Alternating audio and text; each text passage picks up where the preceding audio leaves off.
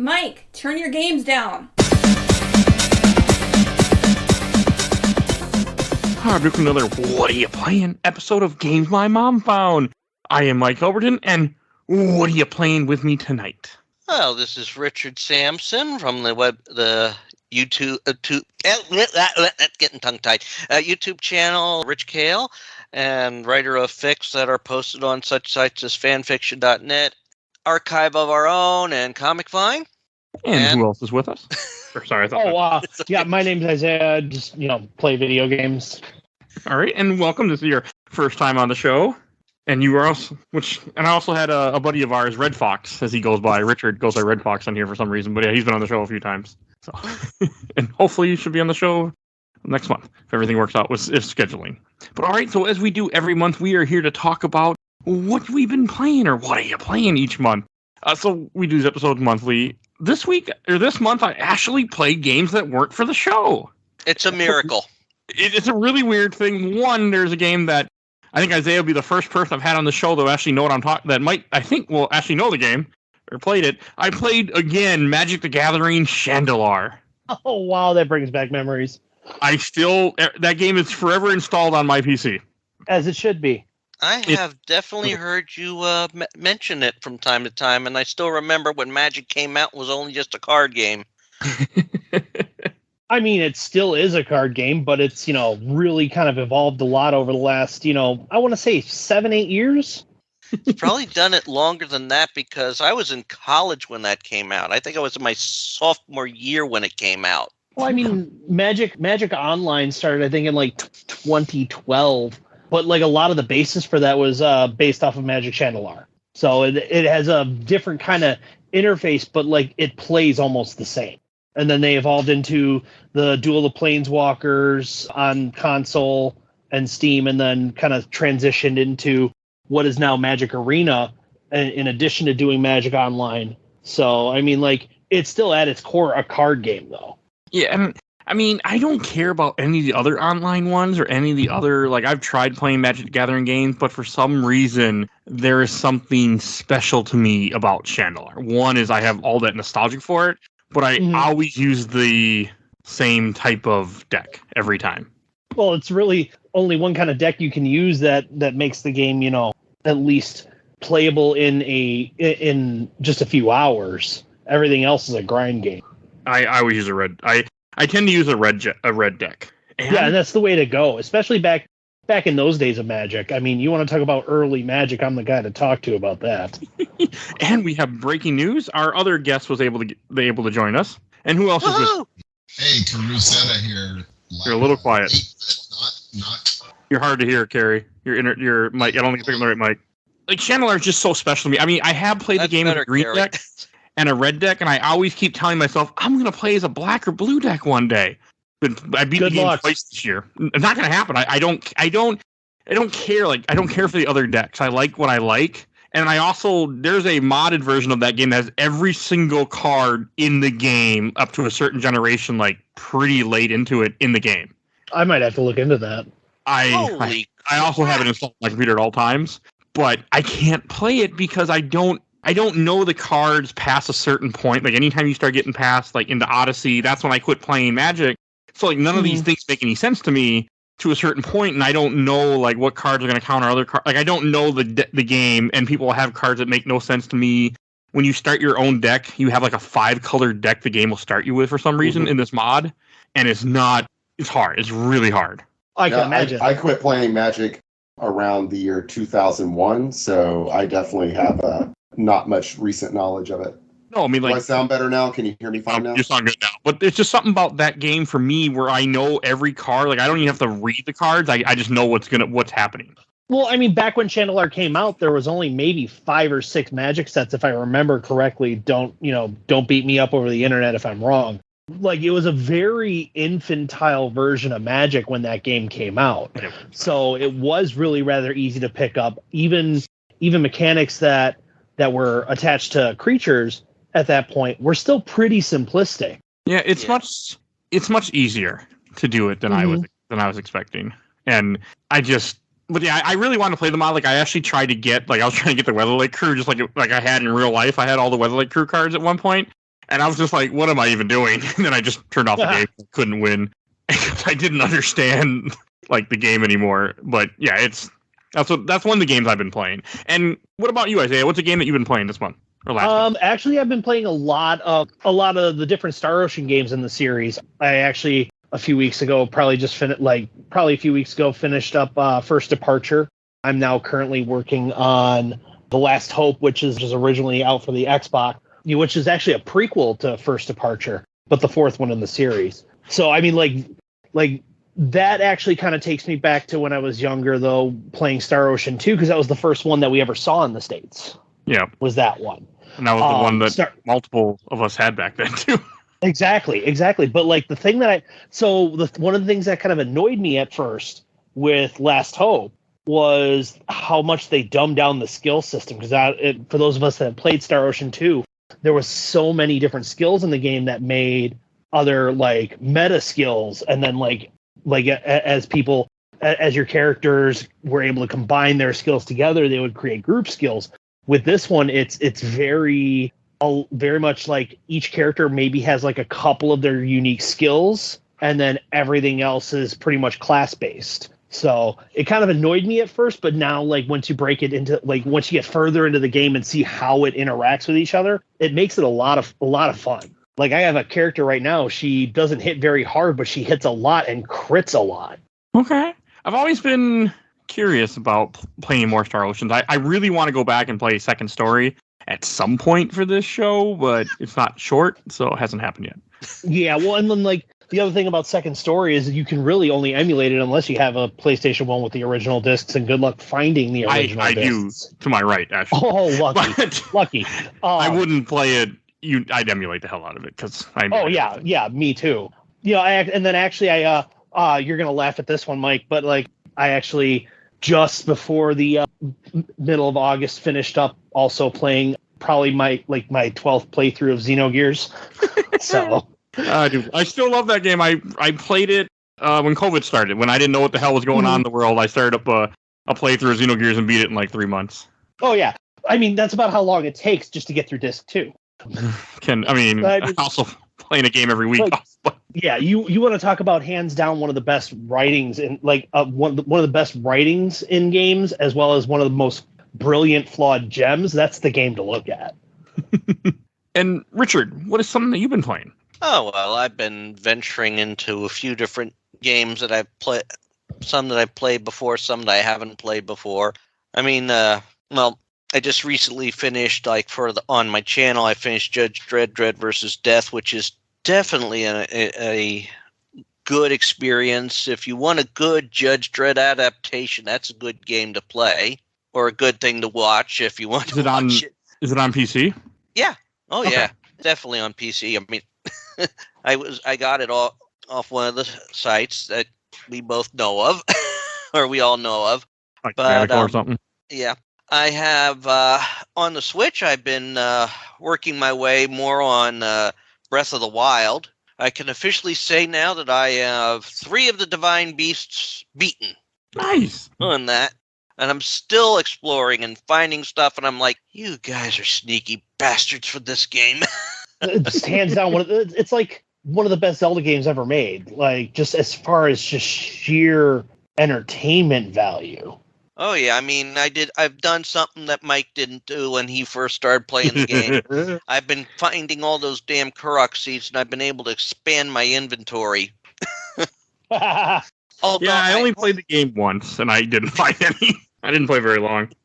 I'm on the computer for free time, and sometimes just to chill. I have booted up, and I've been playing Stray, which is a wonderful, wonderful game. It's very interesting to play as a cat. And just also seeing from some reaction videos, some cats have seen people play Stray and they're like, it's like, wait. That's one of us. That's me. Isn't that? No, that's not me. I mean, Stray does look cool. I'm interested in it, but I don't ever play a game when it first comes out. Sometimes it takes me years, but it does look really cool. Oh, it is. I know of the development they went into with Stray. I mean, I remember seeing a video of them starting to work on it. I think I saw it before my wife passed away. And like, this is going to be cool when they get together, because they were just, watching how a cat moves and everything. It looks. I mean, I've heard good things about it. It looks fun. I mean, just haven't gotten around to. Oh, yeah. I'm And waiting for sales. on the DS, I've been working my way again through the Professor Layton series. I am currently on Professor Layton and Last Spec, which is the fourth Layton game released, but technically in the chronology of the Professor Layton games, it is the first game in the chronology games that are out there. Okay. And I know you're not a fan of puzzle games, but I think That's 'cause I you enjoy cheat. this one. Yeah, well, you can cheat with this one. That's my issue. I mean, It takes away something from the game when you cheat all.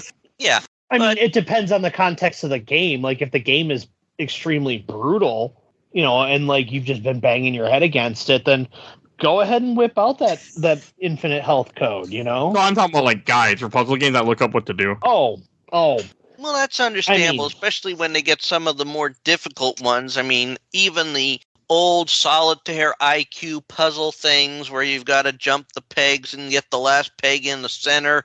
Even no matter how many games they put that in, so you have to cheat to solve it. oh yeah. Because it's hard to commit that all to memory.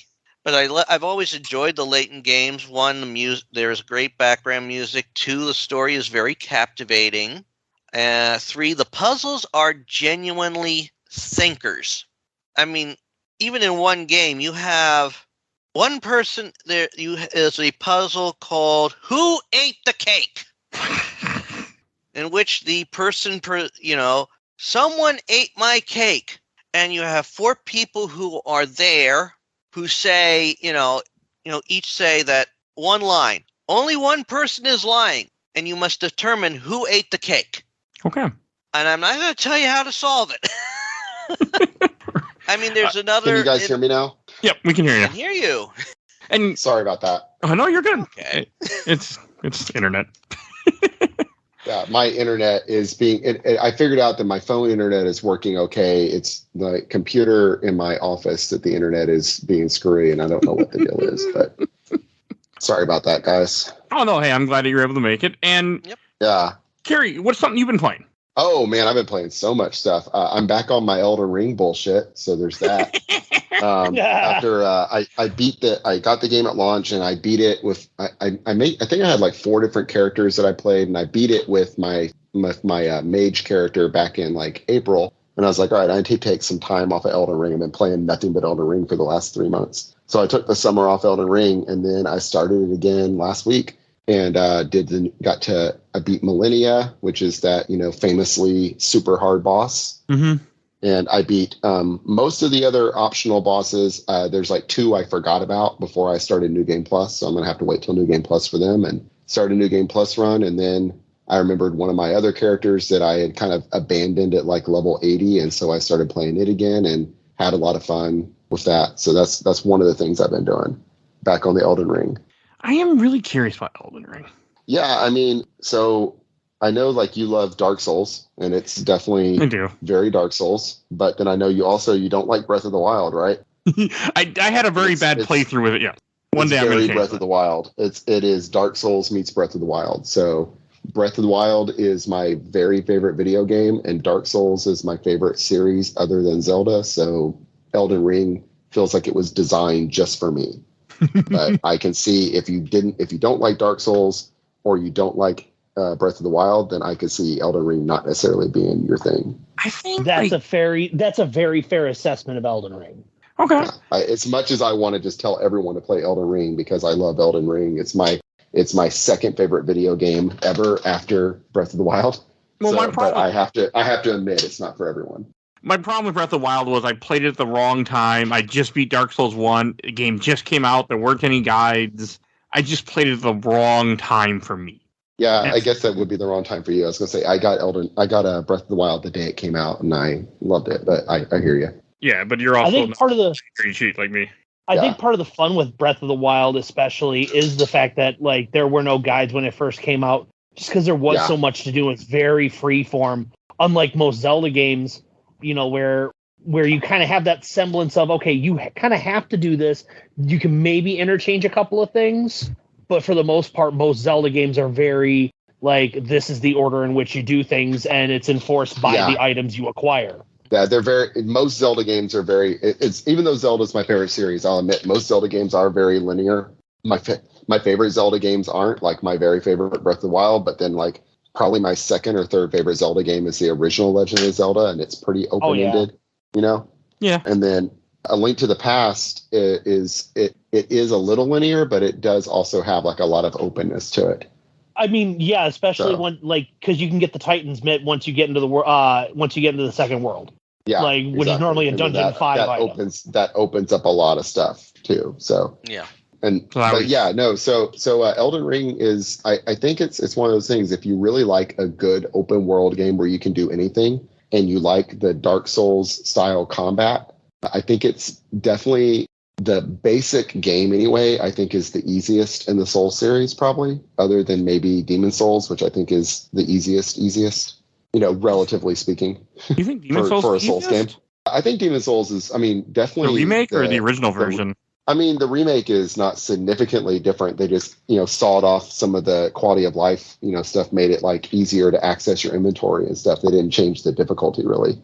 I think Demon Souls is, but then again, I've only beaten Demon Souls one. I've had two characters in Demon Souls, and one was a magic build, which is just broken easy. And then the other was a quality build, which is always kind of like the basic, Souls game is like if you, just do a quality build for your first run through, and then, it's nothing fancy, but nothing complicated. I don't know. I think Demon Souls is, definitely if you didn't have any kind of guide and didn't know what you were doing, you could get yourself into a bad situation. But anyway, I think Elden Ring is probably the easiest, though some of the bosses are just like very, very difficult later game, especially. Okay. But so are they in other games. Like, none of the, Millennia is hard, but she's not as hard as like the Nameless King in Dark Souls 3, or she's harder than anything in Dark Souls 1. Because I guess Dark Souls 1 is probably actually, almost, one of the easier ones, but she's not as hard. She's not as hard as like, oh gosh, I'm trying to think of Dark Souls 2, if there's a boss in that. Dark Souls 2, I think, also has easier bosses, but harder levels. But anyway, this isn't the Dark Souls podcast. Point is, I've been playing Elden Ring and enjoying it again. It feels like it took me like a little bit to get back into the swing of the combat and stuff, and then I got right back into it, and I'm really enjoying it. I'm playing a dragon priest build, so I just do a lot of bleed damage and jump around like a crazy like little ninja, doing with a little Darth Maul weapon, twin blade. It does bleed. It has like you press like it's like you press the L2 to do your weapon art, and you go like flying around like a crazy basically like if you gave Yoda from Star Wars Episode 2 Darth Maul's lightsaber, it's like that. You go flying around. Only everything you hit like bleeds and catches on fire while you do it. And then occasionally I can like make a spectral dragon head come out of my head and like blow flames or poison at people. So it's a lot of fun. Okay, that sounds cool. Yeah, Dragon Priest does sound kind of cool, and I might just have to pick up Elden Ring just to do that. Yeah, Dragon Priest is a quirky build where you kind of want to know the game and know where your stuff is. It's definitely not your first playthrough character, I think, but it's a fun little build, definitely. One day, I keep telling myself in this imaginary world I'll have time. Yeah, and I don't know how the game is on PC. I've heard that it can have some performance issues, but they fixed a lot of it since launch. I'm playing on PS5, and it sings on PS5, which pretty much everything does. I probably wouldn't play it. I don't know if this PC could handle it. This PC was having some issues running some things. I was trying to run Chrono Cross, the remake or remaster. Oh yeah, no, then you might want to wait for an upgrade then. It was struggling. I'm like, why are you struggling on Chrono Cross? I think it was just I need to mess with some settings, but it was kind of funny. I think the remake, the remaster you're talking about. Yeah. That's why, because it upscales. It has issues on PC, but it also upscales, which means that unless you're running a solid PC, it's gonna have issues just inherently. Yeah, I was a little surprised, and I was like, I could just pull out the ROM. Like, I got the ROM, but I kind of want to play the real version since I own it. But we'll see. Yeah, that's on my list of games that I need to play upcoming. But it's gonna take a back similar situation. I have the remaster, but I also have I have the disc in my PS2 in my workshop right now. Also, do I play the PS2 version or do I play the remake? I think the remaster version I think is pretty PS1, good. sorry. I think it's pretty good. I mean, we'll see. I mean, I heard good things. I don't know if the game was chugging or I just thought the game was running slow because because the music sounded fine. I'm like, the music sounds fine. Is the game actually being slow, or just me not realizing how slow this PS1 game is? Well, I mean, it was originally a very slow game. It's been a long time. Yeah, it like a lot of people don't realize, like, especially like when Chrono Trigger came out, it was a pretty fast game for a RPG at that time, and a lot of people played it in anticipation of Chrono Cross, which kind of led to their disappointment with Chrono Cross's story. But I digress. But it is a slower game when it comes to how things operate. So yeah, I was thinking the game was lagging on me, like my computer, but it could have just been the fact that it just slow in general, and I just didn't realize it. But no, I just started playing it for like 20 minutes, and I haven't. It's on my list. It's going to be episode 200, which is end of October. No, early November, people will hear it, but that's like I said, it's on my list too. I want to point out right now that Michael actually cared about the music in a game. I do in this one. It is Chrono Trigger special to me, so the music is on the whole time for that game. I mean, honestly, if Chrono Trigger's not special to you and you're in this call, get out. Like, Chrono Trigger's my number one game of all time in episode 100. You can hear me gush about it. So, and on the favorite gaming memories. Chrono Trigger is one of those games that just defined what an RPG could be at that time. I'm not. Chrono Trigger and Final Fantasy VI. Chrono Trigger and Final Fantasy III both did that at that time. Well, Final Fantasy VI. Let's get it right. I mean, I didn't get to play Chrono Trigger until it came out on DS. That's the better version, just because you have it's still up there. All right, and I've been playing one other game that I want to talk about that I had no intention of buying or playing. There was a Humble Bundle for $10. It had some other games in it, and it had 2 packs of pinball tables. I'm like, okay, I'll buy this just because I want the other games, and I'll take some free pinball tables. I don't care about pinball. And somehow, what pinball program is it? Pinball FX3. Oh yeah, that's supposed to be a really good one. I mean, it did, like, I already put in over 6 hours of this game. And this is just playing, like, it's my favorite downtime game. Like, when things are quiet, I just sit there and just start playing pinball while I wait for something to happen. Yeah, I love a good virtual pinball. It's really good. And what tables are you liking? I'm really getting into the Star Wars table. Oh yeah, those are really good. There's I don't know, at the time you hear this, depending on when I publish it, might not still be up, but Humble Bundle did a thing called the Starlight Bundle, which is still live at the time that we're recording this, but it ends in 3 days, so yes, this will not be live when you hear it. But and that's where I got it from. It had it in there for $10. It had all the Marvel tables, which I'm assuming that, from what I heard, there's some issue with the license with the Marvel tables, that they're not, like, it's only on the PC version, but it's not on the other versions, like Switch or PS4. So it's one of those things where you might, if you want it, you might want to grab it sooner than later. Tell me, does it have some of the as tables you can get? Does it have some of the old pinball games like Funhouse and Taxi? And I don't think so. It does have a bunch of Williams tables, which I don't like. I bought 1 pack because what I'm doing now is every time a pack goes on sale, I just buy it. It's going to be part of my collection. So yeah, I mean, I've got, on my Amazon Fire tablet, I have some that are, it has a, that's a tempting one there. Well, wait, that's not pinball games. It's just a Starlight Bundle here.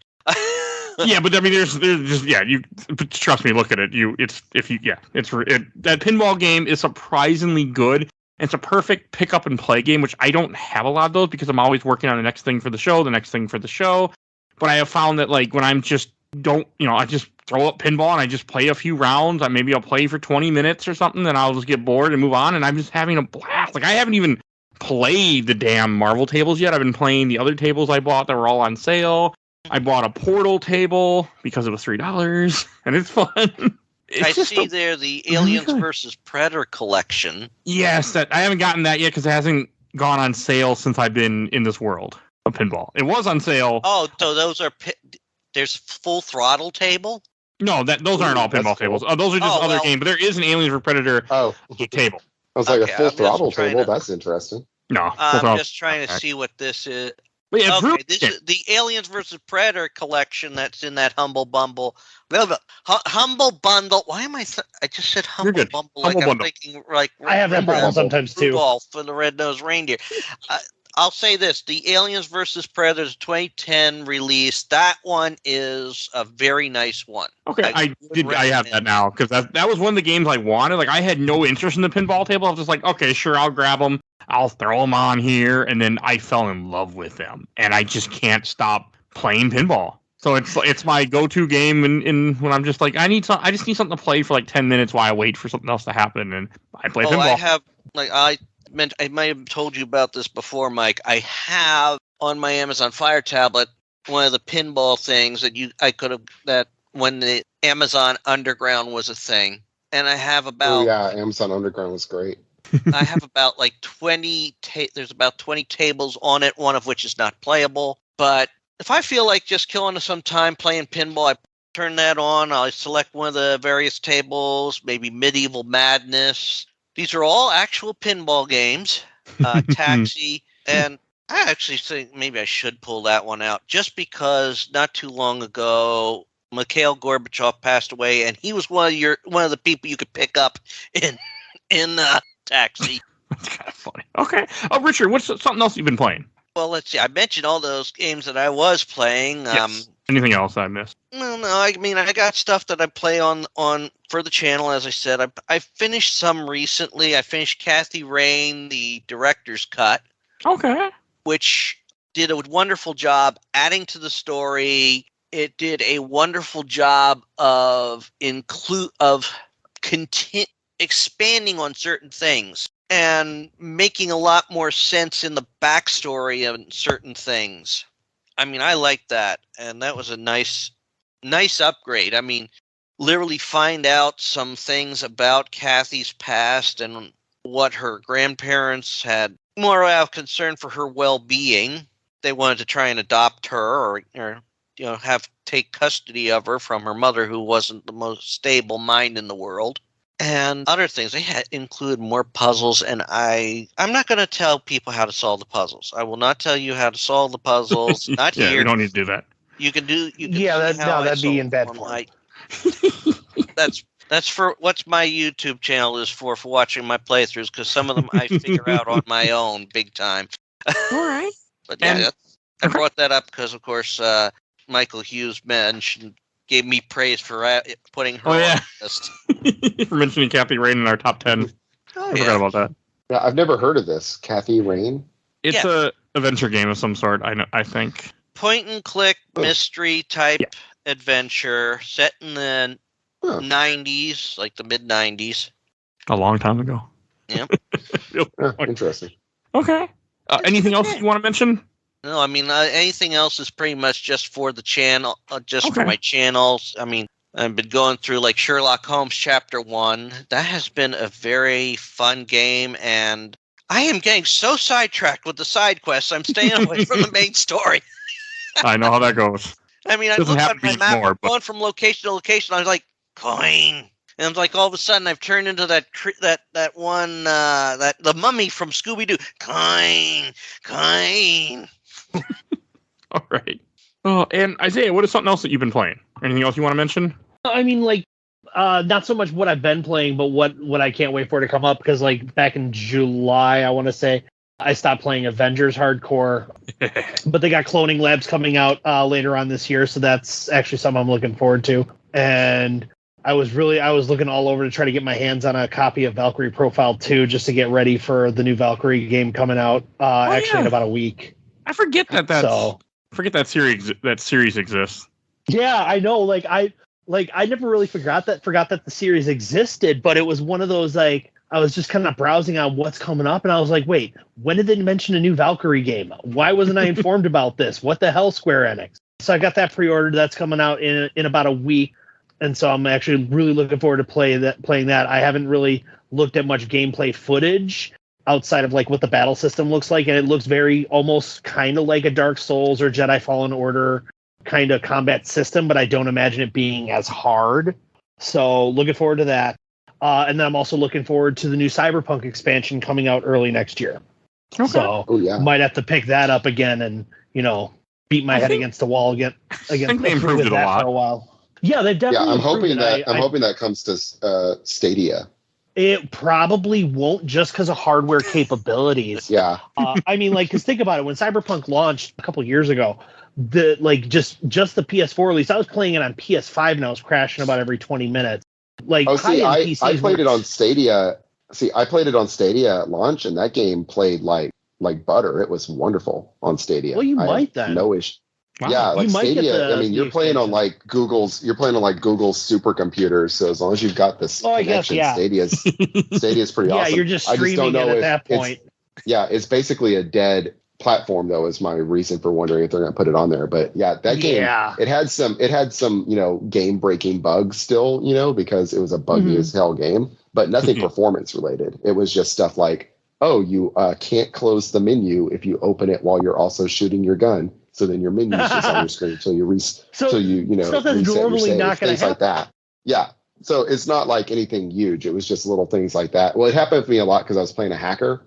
And so as a hacker, you're constantly opening your menu like in combat. And if you opened your menu, specifically if you got shot while your menu was open, then it locked your menu in the open position to where you couldn't do anything. But it's little things like that, or like, stepping through a wall and getting stuck in the wall thing, those kind of bugs, like nothing performance related, no issues of performance. It was. Yeah, but I know they said that they were canceling support for previous generation consoles, so Xbox One and PS4, just because it would really diminish the experience on the expansion. I can imagine. So them porting those games over to that, I think, kind of caused a lot of the performance issues that the game had at launch. So yeah, it never should have been on those in the first place. It really shouldn't have. It was a next gen game. Yeah, absolutely. They shouldn't have. They should have delayed it another 6 months. Just saying, hey, look, this is not going to work on this generation of consoles. It needs to be on PS5 and Xbox Series X. Just because, it's an intense game. It's a beautiful game. It has been beautiful since day one. But it's one of those games that it really went through a lot of growing pains. Yeah, and I really think that if it had just had some more time to bake in the oven and fix those issues, that it would have gotten a better reception. Because it's not, I think, what people expected, but I think it's a solid 8 out of 10. Right. If you take away the bugs, if you don't count the bugs against it, it's a solid 8 out of 10. But the bugs are significant. Yeah, story-wise, the game is great. Story-wise, the game was great when it first came out. The world was good. Yeah. I really liked it. Well, and that was the other problem too, is when they went through and patched some of the bugs, the game was just overworked, and so they reduced on PlayStation and Xbox specific. They reduced a lot of the Night City residents that you could see on screen at once, so that kind of made it feel a little bit emptier. On PC, they actually allowed you to increase the amount of residents. That was yeah. I mean, it always felt really full. It was as full as a GTA game. Oh, I think even more full at times. Yeah. Even more full at times. So. Oh yeah, definitely more. The police was a problem, and I hear they're fixing that, so that's good. Yeah. The police just teleporting to you when you do anything wrong. Yeah. Even if you're in private and no one can see. Commit a crime in private, no one can see, and the police teleport into the room with you. Not into the room, but into the alley. It was really bad. Minority but Report. One of the things I do like about what I'm hearing with this new expansion is that it's going to be more of a whodunit mystery, which I'm all for. I'm all for that. Cool. Now that makes me tempted to get it. That montage it does after the intro, where it introduces the game after the intro, and it shows you and Jackie becoming friends and all that. That was amazing. I love that. Yes. That was so fun. That was like a movie. It was good stuff. Yep, and I like that. That I think is just having that whole thing in the beginning, and then the first few hours of gameplay through that prologue really just kind of brought a lot of emotional flavor to the game. That I think you don't see many video games do that nowadays. Yeah, at that level, you really don't.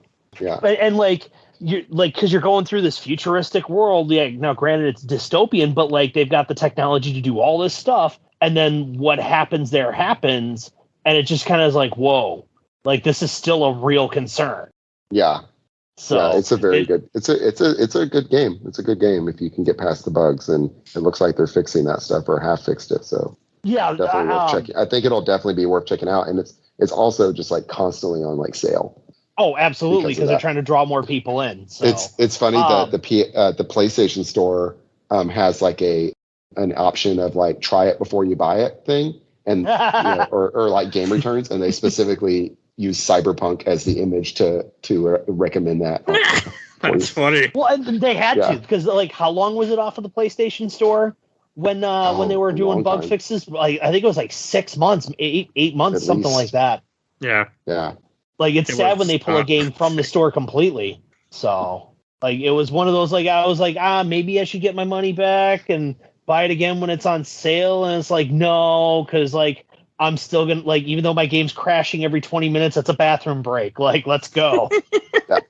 I should also mention that I basically got paid $15 to play it. I didn't pay because I bought it at full price for $60, but it was the deal where you get the Stadia Founders Edition if you do that, which is a Chromecast Ultra and a Stadia controller. And then I turned around and sold those for $75. So it was like Google paid me $15 to play this game at launch. And so under those circumstances, especially, it's definitely an 8 out of 10. Oh, absolutely.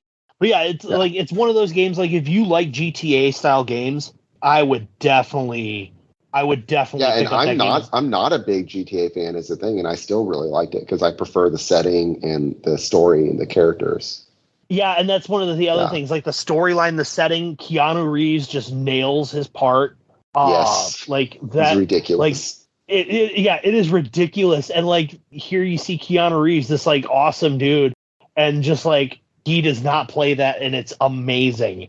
He is an asshole, and it's awesome because you don't expect Keanu Reeves to be like. an asshole. We're not trying to drop a ton of spoilers, which is important, but like they're bringing him back for they brought him back for the expansion, so I'm really looking forward to, or for the DLC, so I'm really looking forward to that. I'm curious about that. More. I would like to see them maybe do it at some point. Do a DLC just like of his past. Yeah, I was going to say that, like a prequel DLC as Johnny Silverhand. Yes, play a concert. Like, something along those lines would be awesome. Just because like his character is so interesting, so unique, and has a lot that they can expand upon. And like fans of the game would eat it up. Like Keanu Reeves fans would eat it up. Yes, just to see Keanu play, because like he did all the motion capture for it too. So like it's one of those things. Like if you're a GTA fan, definitely pick it up. If you're a Keanu Reeves fan, definitely pick it up. If you're a fan of the tabletop RPG, go ahead and pick it up. Like it's one of those games. Or just the setting. Like I just love cyberpunk stuff in general. I love Blade Runner and Johnny Mnemonic and stuff like that. So it's really cool. Well, and this is probably the closest we're ever going to get to like a legitimate offline Shadowrun game. Yeah.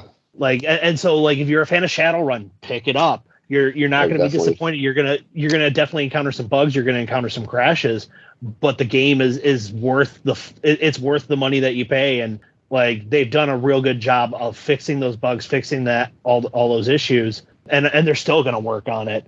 But it's one of those games that honestly is a little before its time. Like you said, leave it to cook for a little bit longer. Leave the cake in the oven. But unfortunately, they didn't let that happen. So we have to deal with the repercussions.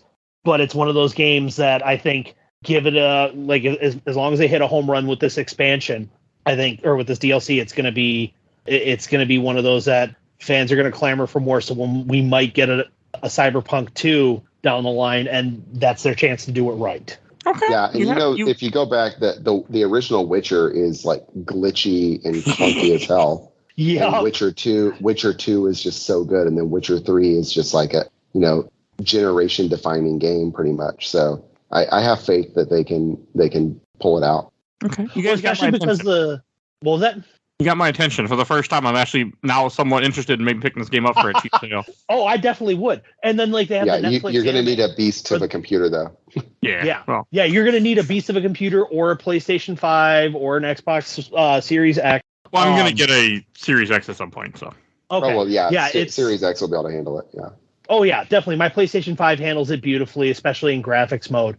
It's one of those games that like definitely play it for a little bit in graphics mode, enjoy how pretty Night City is, and then switch it to performance. Okay. Yeah, that's exactly. Yeah, it's man, it's just the like light reflecting on wet glass is like I've never seen anything like that in a video game before. Well, yeah, and then like the reason I'm saying switch it to performance especially is because like you turn a corner in an alleyway and there's a bunch of dudes in a stairwell and you're gonna get jumped. Like, yeah, and that's just a scenario I just pulled out of the top of my head, but it happens. Like, you get jumped by gangs, you get jumped by criminals. You get into shootouts with gangs and the police are there right with you, and then all of a sudden you're in a shootout with the police. Like, yes, absolutely. Like, it's literally the perfect Mexican standoff finale because everybody's getting shot. Yeah. But like they also have like obviously there's a craving for cyberpunk in the world because like the manga or like the anime that they put on Netflix is apparently like number 7 in the US for an anime. That's pretty good. Yeah, it's supposedly good. I've heard good things. I haven't watched it. I haven't watched it yet, but it's one of those that's on my list. Because it's either play games, watch Netflix, and I'm trying to finish up Phantasy Star Last Hope, or not Phantasy Star, Star Ocean Last Hope. No, I'm on Last Hope, but yeah, I'm trying to finish up Last Hope before Valkyrie Elysium comes out. So yeah, because that game is going to have my attention for a while as a huge Valkyrie profile fan. I want to say I beat the second one like 4 times, and not on New Game Plus. Never touched the series really yet. So it's one of those games like you can get for Valkyrie Profile Lenneth. The first one is actually a cult classic for the PlayStation original. I would highly suggest getting the first one, like the original PlayStation version, or emulate it. I have a digital copy. Is the PSP version? Is the PSP version not good? I have that like physical. It's the same. It's the same, but like on the PS1, there's some different things that happen. That give the PSP version has a couple of things that were kind of taken away. So and like the PlayStation 5 version that is coming out, the PS4, PS5 version that comes out the same day as Valkyrie Elysium is emulating the PSP version. So if you really want the definitive Valkyrie Profile experience from Valkyrie Profile 1, definitely get the PS1 version. Or I mean, can you legally purchase it anymore, or do you have to just like? You could probably find it online. Yeah, but not legally. But no, there's no way to buy it anymore. No. There's no way to buy it legally. I'm saying, like you could probably find it on eBay. To your heart's content, then. Well, I think on eBay, I think it's famously expensive. It is. Oh, all the good ones. It's like $500 or some craziness like that. Yeah, like you try to find a copy of Valkyrie Profile, Xenogears, any like Legend of Dragoon is up there. Like any cult classic PlayStation 1 RPG, it's going to be super expensive. And honestly, Square Enix especially is kind of missing out on a market because they really are. Commodities, and people will put it on the PSN store and I'll pay for it, but otherwise it's going on my modded Vita for free. So right, exactly. It's Square Ball in Square Enix's court. Right. Like I would totally pay $40 for a Xenogears remaster, not a remake. If they ever remake that game, I will probably go on a rampage. Because that game is a flawed gem. And Mike, if you ever do this game on the podcast, you better call me up and be like, look, I need your expertise on this. Because it's one of those games I've beaten a dozen times. I know the history. I've watched all the different podcasts. In fact, Resonant Arc did a 24 episode series with each episode roughly about an hour and a half, 2 hours. And that's how intense and deep this game is. And for them to just try to do a remake of it, unless you get the original story writers, the original people that did it, you're going to do the game an injustice. I don't think we have to worry about it being remade, though. So I just don't see that. I mean, Square Enix loves money. Let's be fair. Yeah, but they don't like they only remake certain things. I mean, they like money. But, like, yeah, it's one of those games that, like, I'd shell out $40 just to have an HD remake or an HD remaster rather, like easily $40, but they're really missing out on a lot of this money. And I think they're finally starting to see it with stuff like the Chrono Cross remake.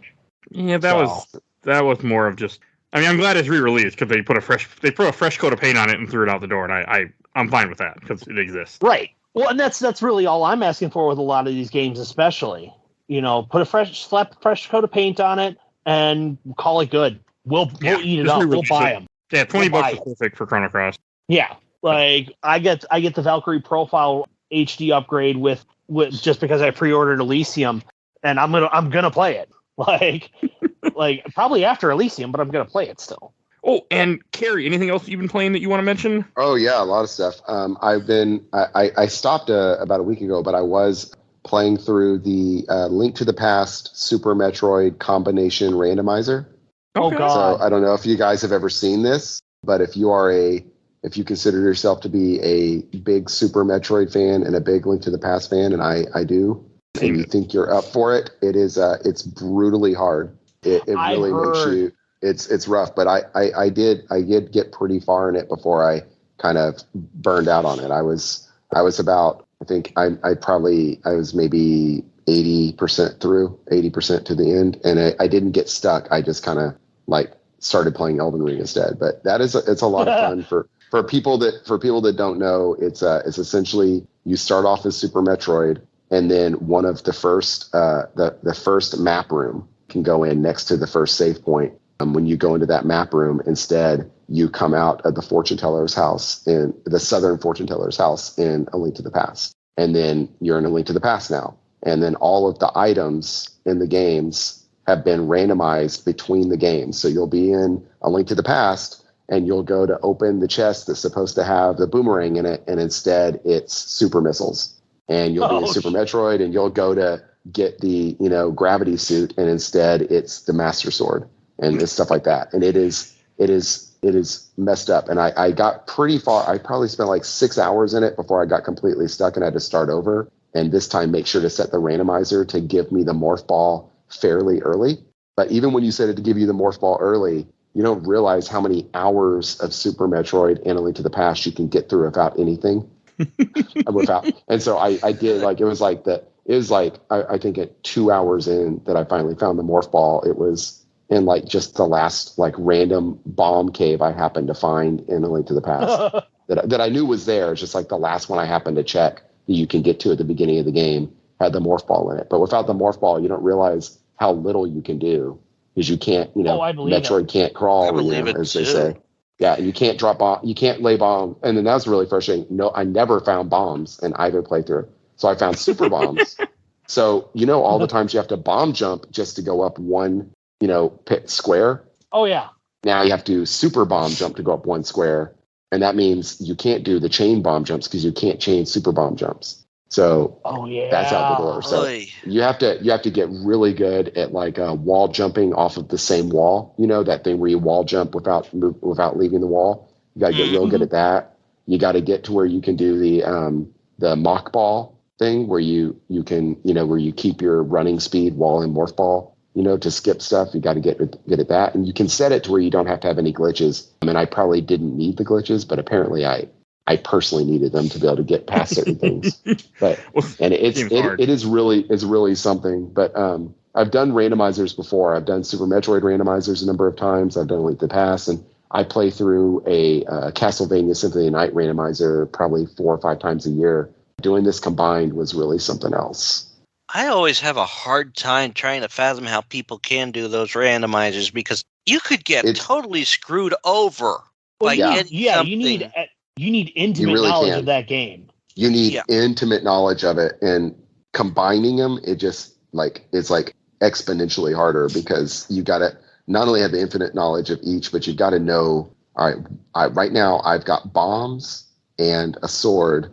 What can I get to at this point? What can I get to? And then I was like, all right, now I've got the hammer. All right, with the hammer, what does that open up? And without other items, it doesn't open up very much. Like if you don't get the magic mirror, then you've got to find specifically the warp points to the dark world, but then you'll come in as a bunny rabbit and not be able to use any items until you've gotten the pearl, right? And the like dark pearl or whatever it is.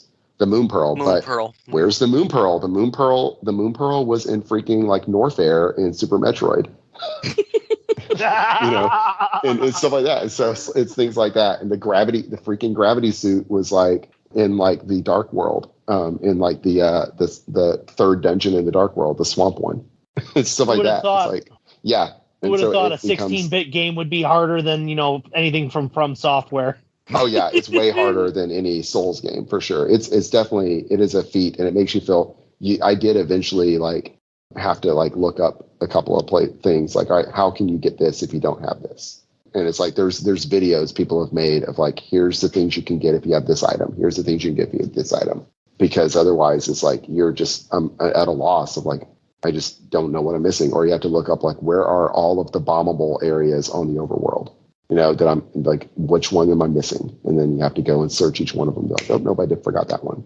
And then, man, heaven help you if you don't get a weapon for a long time. 2019 Games Done Quick, or 2018 Games Done Quick, Andy and Osengoats did this tag team, and they did not get the sword until Ganon's Castle. They were in Ganon's Castle. That was like the last 10 minutes of the run of like a 3-hour run that they finally got a sword. Yeah, no, thank which you. Is insane. So they're having to like all of the offense they're having to use the hammer. They got the hammer fairly early, so they have to use the hammer for any combat. That's the only thing they can use is the hammer. Oh, and that's the hammer does a lot of damage, but it only attacks forward and it's slow. Exactly. But they did it. Like, I mean, they're Andy or Oats and Goats, I think, is the one who does the Legend of Zelda, and he was really good at it. So no, Oats and Goats is they're both Metroid. Good. You're right. Oats and Goats is Metroid. Yeah, Andy. They're both super good. He did Super Metroid Impossible on Awesome Games Done Quick one year, and it's fucking impressive. Oh yeah. So Andy is really good at the Legend of Zelda: Link to the Past, and so he was able to do it. It was pretty funny because they couldn't get the sword forever, and then there was something else like they really needed. Like they didn't get super bombs for a long time. And you think about how much of Super Metroid is behind that. So I was doing that. That was like all I was playing. I was like thinking about that. I was like, anytime I had like 15 minutes, I would just like turn it on and see if I could find something else. And yeah, that was like all I played for like a few weeks. And then I just like dropped it last week out of nowhere. So any last games mentioned before we go on to like TV shows and movies that we want to talk about? I mean, I'm playing a lot. I'm playing Persona 4 okay. And I'm playing Tunic also. I'm playing those two right now also. Interesting. Yeah. Tunic is amazing. Tunic's really good. I've heard that the last like 3/4, the last like 25% of it becomes kind of a slog is what I've heard, but I'm like halfway through it and really loving it so far. So okay. It's on my wish list at some point. It's one thing that's really neat about it is you find pieces of the game's manual saved in the world, but they're not in English. They're in like a gibberish language. Okay. Oh, wow. And so you have to kind of like, but they'll have English words in them occasionally. And then you find a piece, you'll find like page 18 and 19 here. And then you'll find page 15 here. And it says to refer to page 22. Then you find page 22 later. And then you realize, oh, wait, I can level up. That's good to know because the game doesn't tell you that. You just have to find the manual page that tells you to level up, or you have to just randomly stand in front of the statue and press the button that makes you level up. And it's things like, I'm sorry, I spoiled that, but that's it. That's the only spoiler. But it's stuff like that. That's kind of an important spoiler, though. That's like, if there's ever a spoiler that needs to be spoiled, it's something that's as basic as that. Yeah, but you can level up in this game. It's isometric Souls style combat with a cell shaded art, cutesy Cupid doll art style as a fox. Okay, it's like Zelda. It's like Link's Awakening remake mixed with a Dark Souls type game. Oh wow! You got my. Is this your first time playing Persona 4? No, so I had Persona 4 on PS2, and I got maybe 30 hours into it. I got right after when you get kanji, and then I quit because I was kind of like the kanji part, like I really didn't like it, and it kind of just made me sour, and so I fell off of it. And then Persona 4 Golden came to PC, and so I sold my PS2 copy for almost double the cost of the Steam version and bought Persona 4 Golden instead. And so then I started my playthrough of that a few weeks ago, right before I started doing the randomizer, and that was like all I was playing for a while. And I got past where I was at. I just got a Rize. Though I think I'm only like maybe 40 hours in or 35 hours in, but I got Rize. You're getting there. You still got a while to go, but you're getting I know. Because I'm also a completionist. I try to do like everything. So my Persona 4 Golden is probably going to be like a 100-hour game, and then I've got Persona 5 Royal to play after that. So okay, I'm glad that you're experiencing. But I love it. Great game. I love it so much. I really do. It's a really great game. I love the combat style of SMT games, but I prefer the story style of Persona series, I think. So I think it's like the perfect marriage of that. I really like it a lot. And I love the music. The only thing my favorite Persona 4 song is the intro to the PS2 version. And it's not in Golden. They gave it a different intro, which is fine. Oh. It's a good song, but it's not. Yeah. Seems odd, but nah. Yeah, but they did a different song, and I guess people like it more. I don't know, but it's not mine. It's probably right. I wouldn't be surprised it's some kind of right issue or something. Yeah, but that's mostly all I'm playing, and then I'm playing Splatoon 3 occasionally, but just like a match here, a match there. That's really my son's game. But okay, all right. Now bring us to some TV shows. First show I want to mention, see if we've been watching it, is I finished Miss Marvel last month, or at some point I finished it. Oh, wonderful! Did you like it? I did. I liked it a lot more than I expected. I'm a little burned out on MCU stuff. Like I haven't even seen Thor: Love and Thunder yet, and I want to. I love Ragnarok. I just haven't got around to it yet. It's on Disney Plus. I'm just haven't gotten around to it. I feel like I'm supposed to say that I'm burned out on Marvel stuff, but I'm still eating it up. Everybody's still eating it up. Like you could marathon the whole MCU, and then Marvel's gonna put something else out. I was like, okay, I guess I'll watch that. I did. My son and we watched the entire MCU. Last year. So I recorded about the whole thing in a year and a half. Yeah, I saw that. Yeah, that's what burned me out. Wasn't the fact I did that. And then have you read the Marvel Ms. Marvel comic, Mike? I read very, very few where she was in one of the New Avengers runs that I was reading once. Oh, okay. But you haven't read her original run? No, I never read any of her comics. I'd recommend that. I'd recommend that original 12-issue run. I have the trades for that, and I think it's like 2 or 3 volumes, and I like it a lot. Okay, maybe I like it a lot. I'm normally not like into like the silly comics, and it's very silly, but it's really good. I like it, and I thought the show did a really good job of being true to that, but also kind of making its own changes that made it that they felt were necessary for the MCU. Well, that's the thing people need to understand, like the comic book purists, when it comes to the MCU, is there's definitely going to be changes that they make. Number one, just because it's not the same universe as the comics. Like things aren't always going to happen. And they're not doing Inhumans, and people need to be okay with that, because Inhumans was not, Inhumans was something that Marvel made up in the comics specifically because of Fox owning the movie rights to mutants, so they wanted to start getting people into Inhumans instead. But now they own the movie rights again, so it's going to be mutants all the way down. There's no need for Inhumans, and that's fine. The only place where Inhumans was ever good was in Agents of S.H.I.E.L.D., and otherwise Inhumans are just Kmart mutants. So. Pretty much. But I mean, especially when you look at how Doctor Strange and the Multiverse of Madness and Spider-Man Far From Home, or No Way Home, did kind of Way Home kind of open things up for the multiverse. This just kind of goes to show, like, if they want to put the comic book originals in there, go for it. Like, when it comes to the comic, it's all open. Exactly, it is all open. Hell, I mean, if they really wanted to, they could do a whole Star Wars spin-off into it with what they've got set up. But like, it's one of those things when it comes to the MCU. Like those terrible books when we were kids. Yeah, exactly. When it comes to the MCU, I had an X-Men and Star Trek one where the X-Men went to the Enterprise. Oh God. Yes. I had that comic. I had the follow-up novel too. Yeah, I had the novel. I had the novel. I didn't have the comic. I had the novel. Actually, it was, I think, 3. It was 2 comics and then a novel. The first comic was the original Star Trek crossing paths with the X-Men. Yeah. And later on, the X-Men crossing paths with the Star Trek: The Next Generation crew.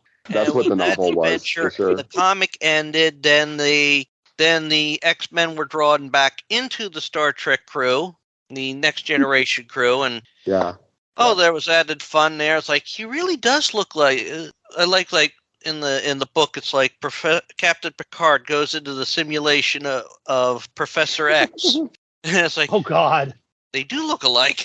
It's like all interesting there.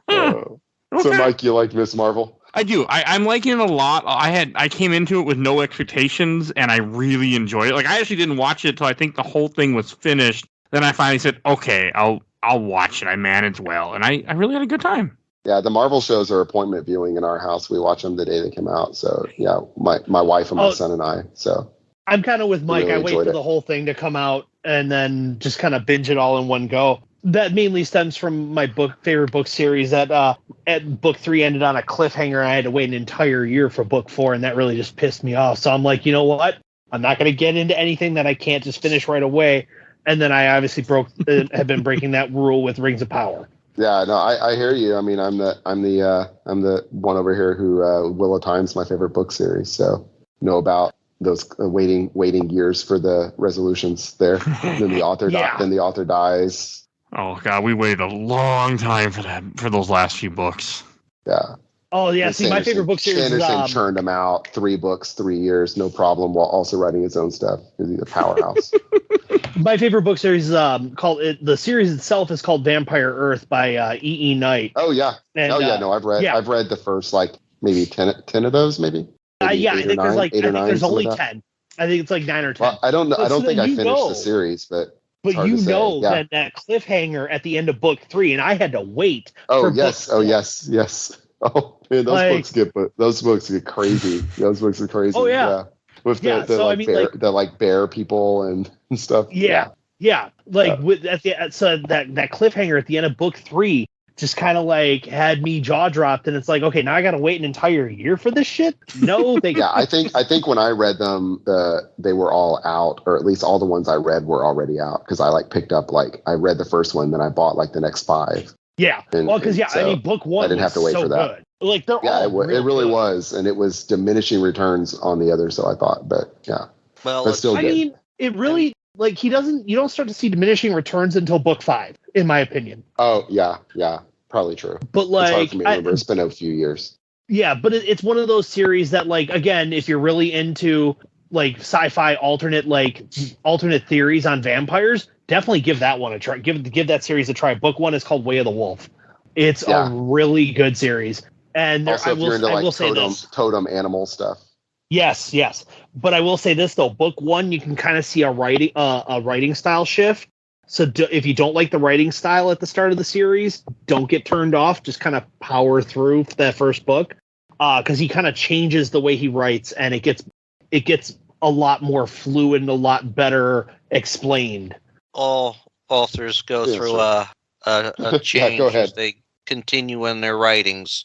You could see things like plot points and that change as the writing goes on because you're doing more and you are developing the characters even more. Of course, the bad thing is when you got one book says one thing, book 2, the next book says another thing for the same thing.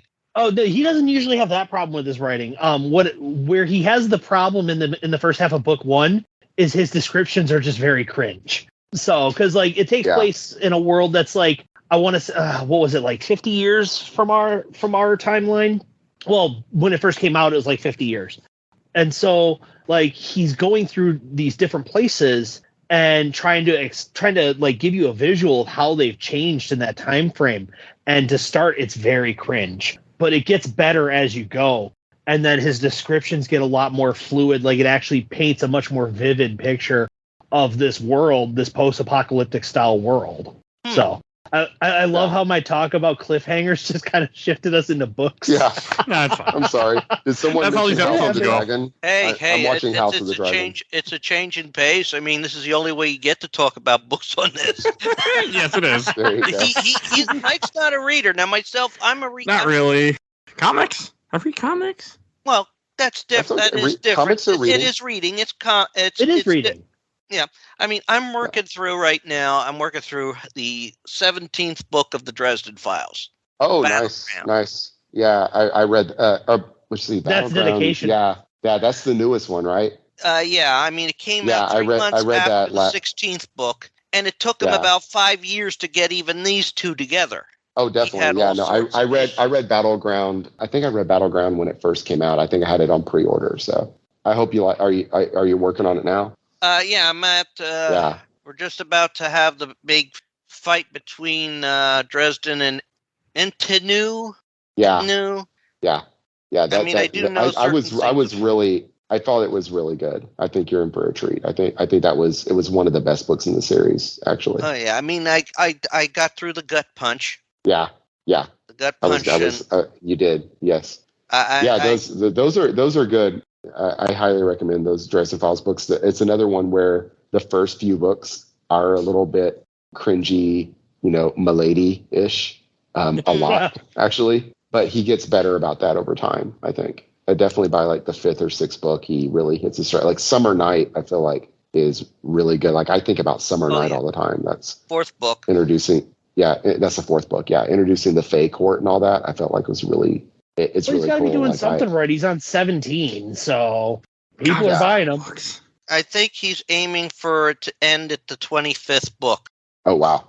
I think initially it was supposed to end at the 21st book. Yeah, well, I think a lot of women are turned off by him with good reason, because the first few books especially are pretty gross sometimes, but they get better. I think a lot better over time. I still I get to laugh at some of the situations that he puts into writing for those. I mean, yeah. One of my favorites, I think, is Death Masks. Are we talking Zombie Tyrannosaurus? Because that's a pretty big one for a lot of people. Oh, that's a good one. That's in Deadbeat. Yeah, that's in Deadbeat. I was going to say that's Deadbeat. I'm thinking of one before it. I'm just trying. My Blood big thing Ties. Blood Ties. Well, I don't know. Yeah. He always had that alliteration and always made it when there were two words in the title, they were both the same length. So, I mean, he was very good at that. But I do like that one where he's having this fight. He's sort of gotten into a fight with Laura Wraith, and then all of a sudden they're all getting attacked by Black Court vampires, and it's like she's like, and during the fight, a death curse comes in, and he channels it, and what ended up happening, and Mike, you're not a reader, but I actually heard this I heard audiobooks first for most of these books. So here we have, picture it, the fight is going on near midnight, and all of a sudden, from a plane flying overhead, a frozen turkey has comes careening through the sky, and hits a Black Court vampire, that's just like the rotting corpse, reanimated corpse, hungry for blood, stakes the vampire right in the heart, causing it to fall to the ground, and the meat thermometer in the turkey goes ding! Chaos magic, yeah. And I will say this, when I got to that point in the book, it was a day before Thanksgiving. Yeah. I'm sorry. So I was going to say, I've been watching House of the Dragon. Is everyone caught up on that? I have as much as I love fantasy stuff, and like especially when it comes to like medieval fantasy, I just could not get into Game of Thrones at all. So yeah, see, I was a huge Game of Thrones fan, like from the books and the show. I loved the show. Watched it like the first 4 seasons twice, waiting for the 5th season, and got really into it. And then those last 2 seasons, man, they really just stunk it up, especially the last season. And I deal with enough disappointments in life. I did not need to be disappointed by a 7th season of a show that that season, that series finale, man, it was really bad. And is it really? And I was still okay. I defended it.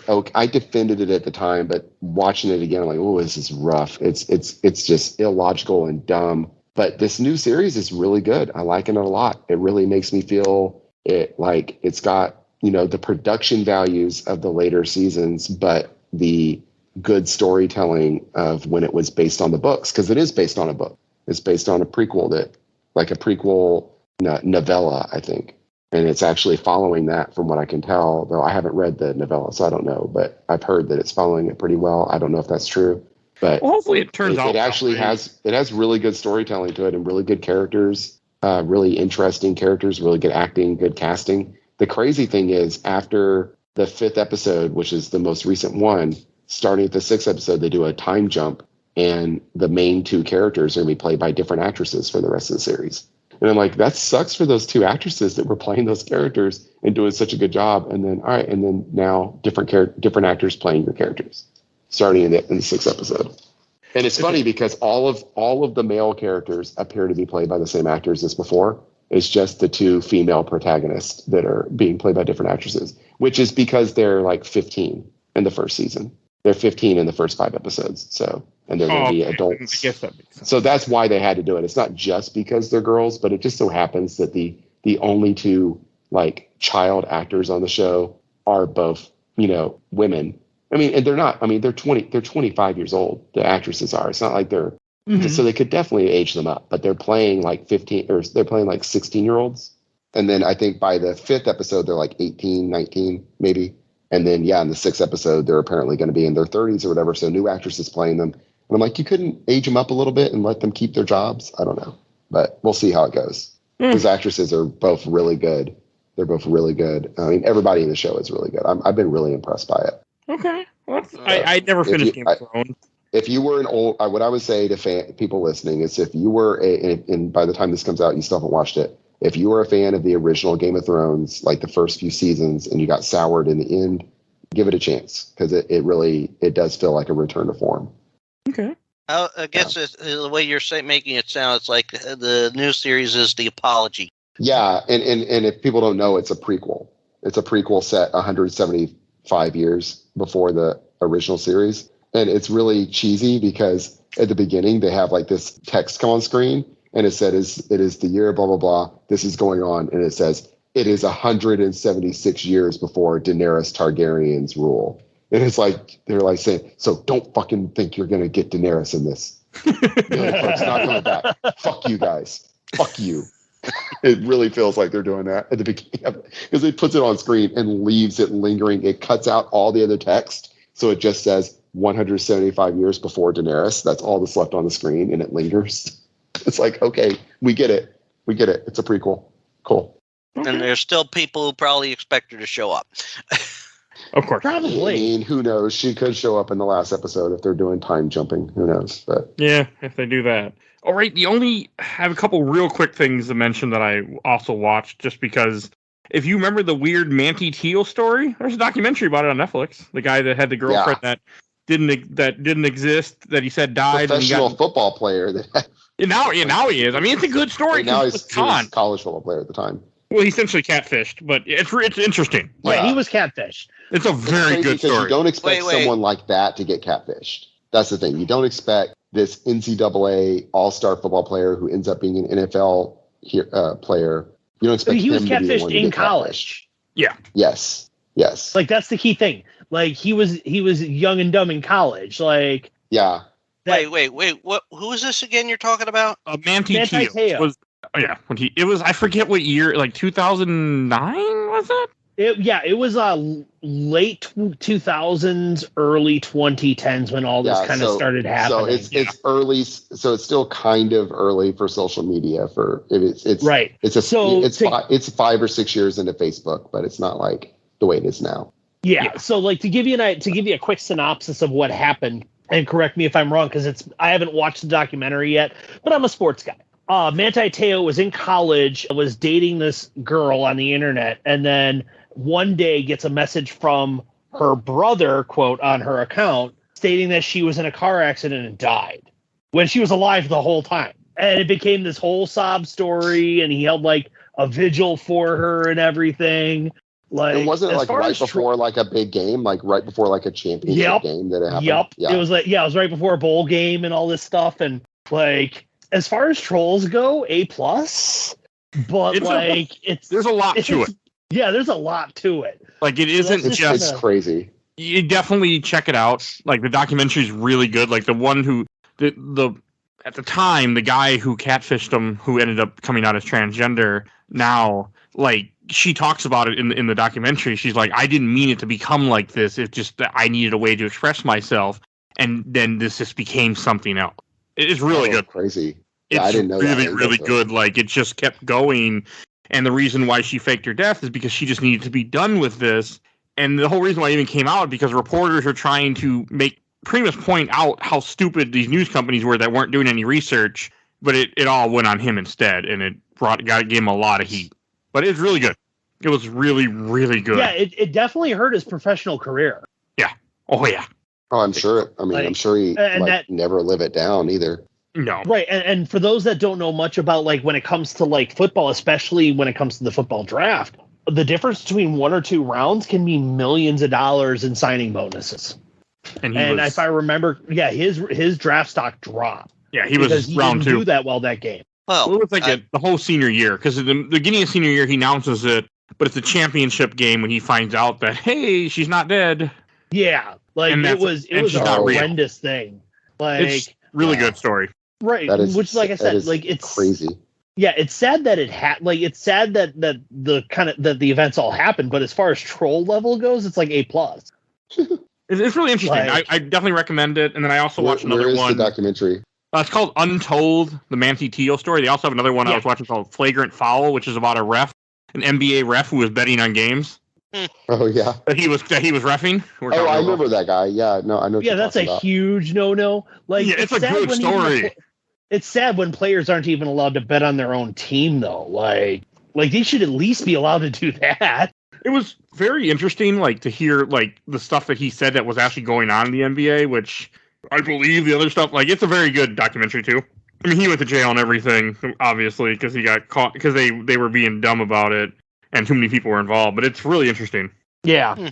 Richard, anything you want to mention that you've been watching recently? Well, yeah, I mean, I don't. Ever since my wife passed away, I didn't necessarily indulge much in watching television. But, just over the weekend, I just, in part because I needed some inspiration for one of the thick projects I work on, I started watching Silverhawks again. Okay. Got some fun episodes in, which is always nice to do. I mean, when you get to remember some of those old cartoons and enjoy that.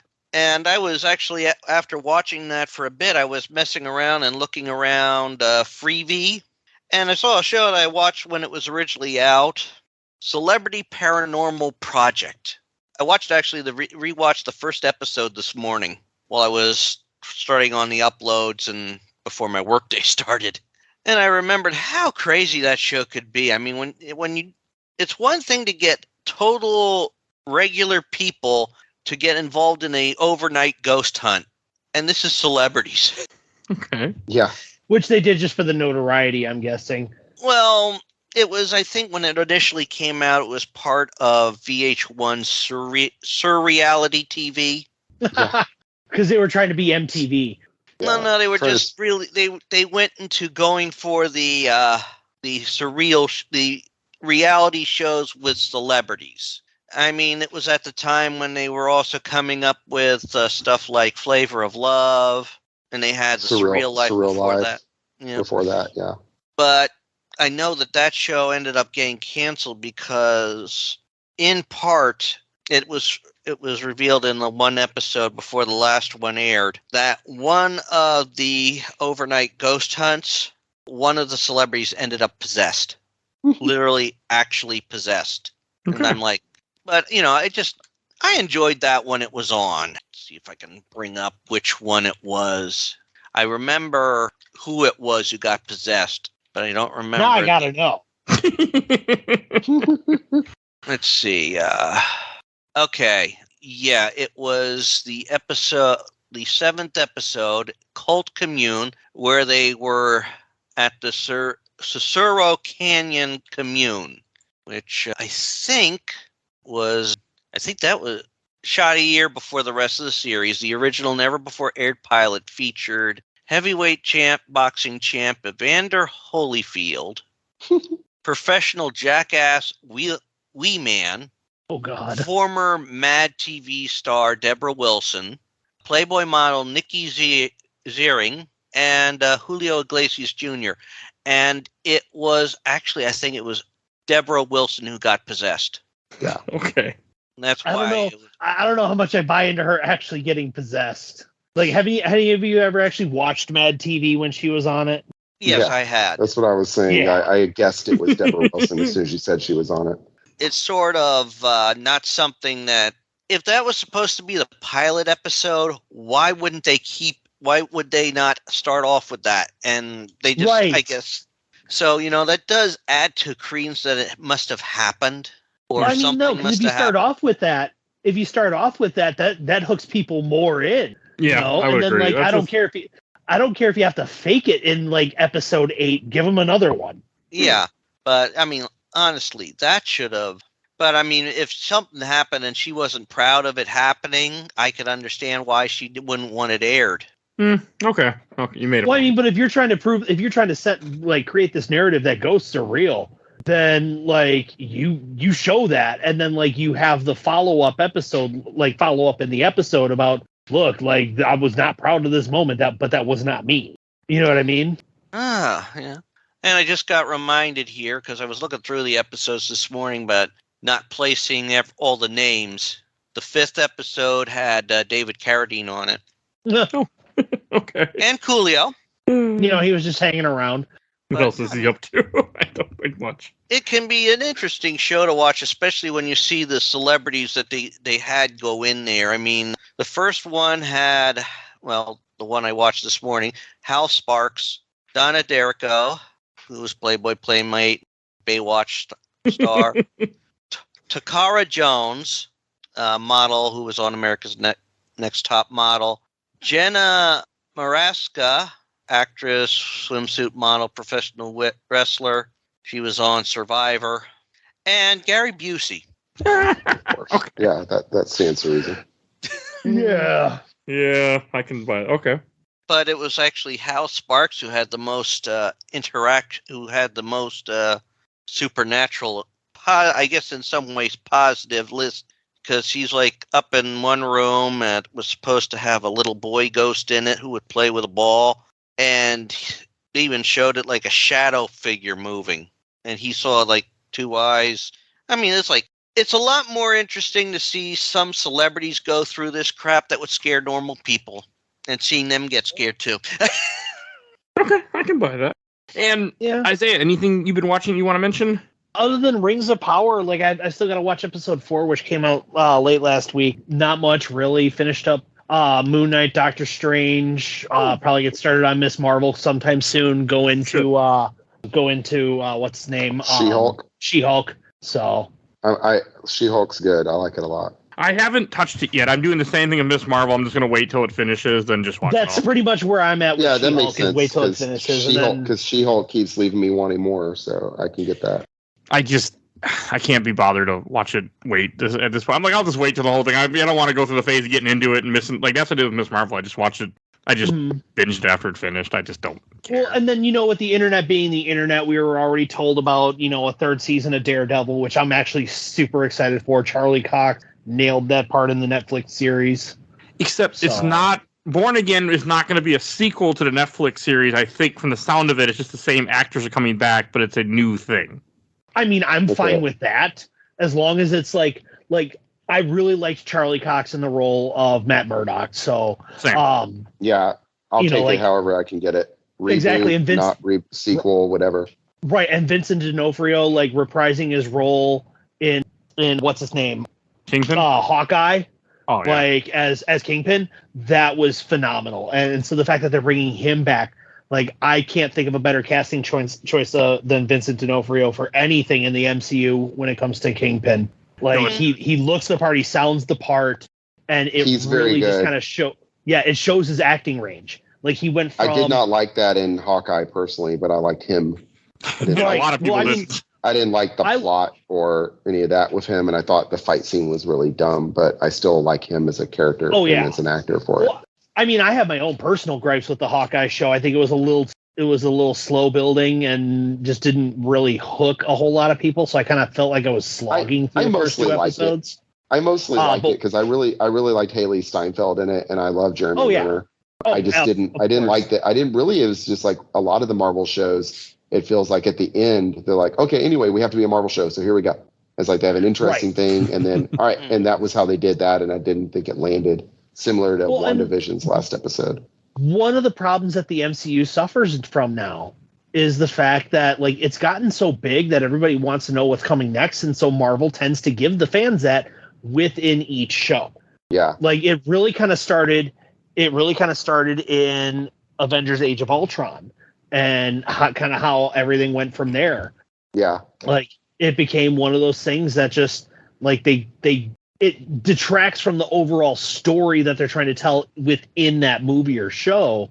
But I understand why they're doing it. They're trying to, drum up hype for the next one. So yeah.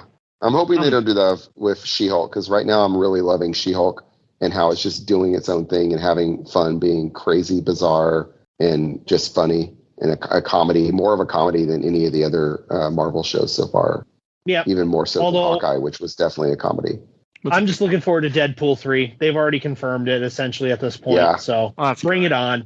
I'm happy That'll be fun. They did that finally, because I enjoyed Deadpool 1 and 2. All right. Kerry, do you have anything you want to mention before we go on to our last topic? Oh yeah, trying to. I've this is an old show, but it's not as old as Silverhawks. But I'm 3 episodes away from finishing my full series rewatch of Seinfeld, which is this is like I think the 3rd time I've watched the series all the way through, but it's the first time in a few years, and I've just that's been my watch a couple episodes before I go to bed every night show. And I'm now on. I just watched Frogger, so there's just 3 episodes left. So that's been a lot of fun, and it's interesting. I don't know. Seinfeld is one of my favorite TV shows ever, and I watched it, growing up because it came out. Let's see, I think I was like 10 when it came out. I was 9 or 10 when it came out, and so I watched it. And this is the 9 seasons, and the season finale, the series finale was. No, I was probably a little younger than that because series finale was when I was in the 10th grade. But anyway, so it's a show that really formed my sense of humor and my what I like in shows and all that. And there's so much of the things I think of as being iconic parts of the show that don't show up until almost the very end. So many things like Soup Nazi next to last season. He's in the 8th. It's a 9-season show. He shows up in season 8. Yep. George working for the Yankees, 5th season. George being engaged, 8th season or 7th season. His fiance dies in the 7th season finale. Yep. So it's things that you associate. Elaine working for Peterman is 7th season. You think these are things that are in the show forever, and it's you forget that George is a real estate agent for the first 2 seasons, and stuff like that. I've never seen the show other than random 2 episodes. There you go. Yeah. Well, yeah. You can fix your life, Mike. It's one of those that's worth it. There's just so many famous iconic episodes that I'm I could swear this is 5th season. It's nope, 9th season. So many of the ones that I think are really famous are from the last season actually. But yeah, I love it. And they eventually, I don't like Jerry Seinfeld's stand up at all. And I would just skip it. And they eventually just stopped doing that in the show also, which is I think a good thing. Oh, see, I love his stand up. I love his stand up. I'm not a fan. Yeah, occasionally, but I like that dry humor that he brings to the stand up. It's that was I grew up on stand up comedy, and so that kind of just really informed my style of what I like in comedy in general. So I really appreciated that. So I like him more. I like him more in a non-stage thing. I like him in Seinfeld or in a Comedians and Cars and Coffee or a podcast, that kind of thing, more than a performance on a stage. But so I've really been enjoying that. And then go ahead. He's definitely one of those comics that he's not for everybody, but he's gonna do something that you like. Yeah, and I really I read his book when I was in high school, and I liked it a lot, the sign language. Yeah. But so I'm about done with that, and then I'm gonna rewatch all of Archer next because I haven't seen the last 2 seasons of Archer. That was back when I had cable. That was one of my appointment viewing. Is new Archer episode is up, and I haven't seen the last 2 or 3 seasons. So I'm going to rewatch the whole series. I've never seen Archer. Is it streaming somewhere? It's on Hulu. The whole series is on Hulu. And Hulu. I don't know if it's elsewhere, but it's an FX show. So all the FX stuff is on Hulu. Okay, maybe I'll have to give it a try. I've seen a bit of Archer. Yeah, I love Archer. I really like it. But it's one of those where I feel it's better if you watch it from the beginning because it's Arrested Development where they're constantly making callbacks. And you'll be in the 8th season and they'll say something and be that's from season 1. That's from season 2. Okay.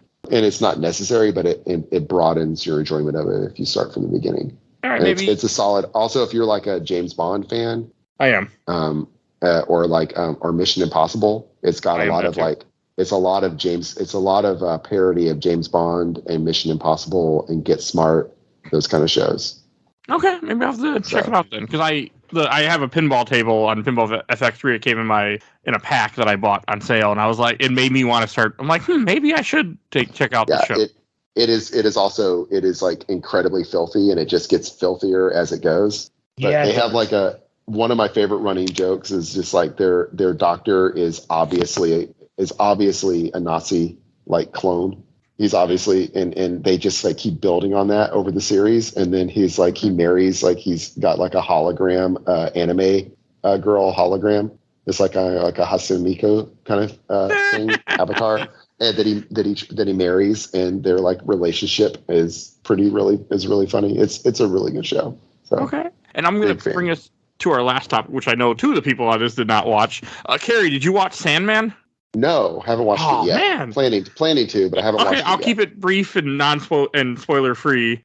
It's really damn good. I watched all of season 1, and it renewed my interest to be like, okay, I need to read more of these comics. So we actually are bringing an episode later next month where we're covering book 3 of that series. But it's a really well done show. Like, I highly recommend. It covers the first 2 volumes of the comic, and then which is the first like 12 issues, and it covers 2 issues from volume 3 out of the 4. Is the season over yet? Yeah, it's over. They did 10 episodes. You said it's on Netflix? Yeah, so they actually didn't drop it all at once. The whole thing. They dropped 10, then they waited like a week, and they dropped episode 11, which is 2 short stories or 1 issue stories put together into 1 episode. Yeah, I have some of my good friends that I'm in a group chat with that are all big Sandman fans, and they love it, and they say it's really, really true to the books. It was surprisingly good. Like, I actually went and bought the physical copy of the Trade 1, and I just ordered Trade 2 because my wife just read Trade 1 when we were on vacation. She's like, "This is really good." I'm like, "Well, here's the next trade. Keep going." I'm a big Neil Gaiman fan, but I've never read Sandman. I've read like it's good. I think I've read all of his books, but I haven't read any of his comics. I've only read his like novels. I had no interest in Sandman. Like, we did the first one on the podcast, our first Spooktober. Had no interest in it. Then it took me 2 years to get around to Dollhouse, and then when the show came out, I'm like, okay, it's time to finally get back into this. So it's cool. Good, though. Yeah. I follow him on social media, and he was talking about how much creative control he had and how pleased he was with that. So well, he wouldn't do it unless he had like full control. He wouldn't let him do it. He had the rights or something to it for the most part. So, but yeah, it's nice. I say check it out. I think you'll really enjoy it. All right, and that's the last topic I wanted to mention. And Kerry, since we didn't have you at the beginning due to technical issues, where can people find you at? Yeah, I stream on Twitch, Karooseta, Kerooseta. So that's the main thing I do. And I'm now on this new Happening Discord channel called Games My Mom Found. So same name, Karooseta on there. Please join our Discord. I stream. I do video game. I repair video game consoles, repair and modify video game consoles in my workshop. Haven't done that a lot on the stream because I live in Texas, so my workshop's in my garage. So it's been like 110 degrees in there, but it's cooling off. So hopefully get back to that. Lately, I've just been streaming a lot of Elden Ring. So okay, yeah. And Richard, where can people find you at? Like I said before, you can find me up on YouTube on the channel Rich Kale, where I play through games and read through some fics I've written over the years. You can find I play through some fun series on the channel and play through some fun games, one of which is usually Dead by Daylight on a Thursday morning anymore. And I also have my fics up at various places like fanfiction.net, Comic Vine, Archive of Our Own. And like I said, you can hear readings of my fics on my channel as well. On a Tuesday morning, they pop up. Okay. All right. And I want to thank everyone for listening to the episode. And if you enjoyed it, there are over 350 other episodes you go check out. We have a huge, huge catalog. You can find everything on Podbean. If you can't find, because Spotify, iTunes only go back 100 episodes, and I can't stop myself from recording more. So you will not find everything there, but that's where you can find our gigantic catalog. And if you enjoyed this show, you can also support the show. We do have a Patreon. For as little as $1, you can vote in our Patreon poll. Right now, we have 2 polls going on. By the time you hear this, for as little as $1, you can vote. We have a top 10 horror poll and we have a poll of 4 different movies to choose from. Cabin in the Woods is the one that's winning right now. So if you want to, you can help make sure that happens. If you want to hear me talk about Cabin in the Woods. Oh, Cabin in the Woods, so good. I love it. I'm excited. I'm hoping it wins because that's the one I picked. So awesome. And also want to give a shout out to my awesome intro and outro courtesy of Helena at Hell Hasphere. You can follow her on TikTok. She made our music. And want to give a shout out to my buddy Bill Tucker, who did the MCU roundup with me. He started his own podcast, The Gamer Looks at 40, so definitely go check him out. He interviews people, how video games affected their lives. And you can follow us on Facebook, Instagram, Twitter, and on YouTube. You can find us on YouTube, but audio only, but we are there. And I think that's... Oh, yeah, we have a Discord that I mentioned a little bit with Kerry, so go join our Discord. Just see a link in the show notes. I think that's everything I need to say, so we will see you guys all next time. Bye, everybody. Bye. Later. Later.